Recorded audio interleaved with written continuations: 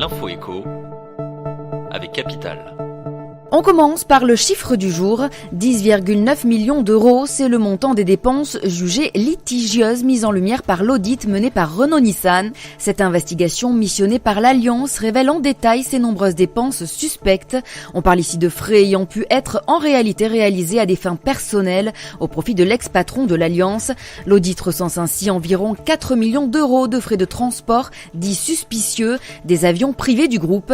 Les dépenses de réception sont également dans le viseur de Renault-Nissan. C'est le cas notamment de célébrations organisées au carnaval de Rio pour un montant de 680 000 euros pendant plusieurs années, au festival de Cannes ou au gala de l'Amphare pour 1,7 million d'euros au total. Cet audit réalisé par le cabinet Mazars devrait prochainement être présenté aux instances de gouvernance de Renault.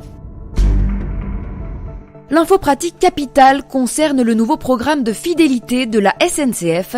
L'entreprise ferroviaire s'engage dans une stratégie de mobilité propre pour protéger l'environnement. Guillaume Pépi a en effet annoncé dans le JDD de ce dimanche 28 avril que la SNCF allait lancer lors du prochain Black Friday un nouveau programme de fidélité à visée écologique, baptisé WeGreen.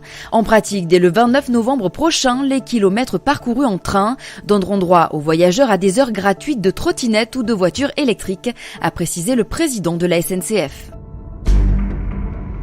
Le coup de gueule du jour pourrait être poussé par les consommateurs de Saint-Marcellin et de Saint-Félicien. En effet, les autorités sanitaires rappellent ces deux types de fromages commercialisés sous plusieurs marques de distributeurs.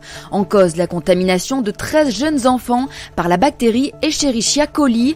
Un retrait par mesure de précaution. C'est ce qu'ont annoncé conjointement les ministères de la Santé et de l'Agriculture ce samedi 27 avril au soir. Les fromages Saint-Félicien et Saint-Marcellin ont été distribués dans toute la France, dans des grandes enseignes comme Leclerc, Lidl, Auchan ou Carrefour. Les distributeurs invitent les consommateurs qui auraient acheté les fromages concernés à ne surtout pas les consommer et à consulter leur médecin traitant dans le cas contraire. La société Fromagerie Alpine, qui a fabriqué ces fromages, a par ailleurs mis en place un numéro d'appel d'urgence. Il s'agit du 04 75 70 01 01.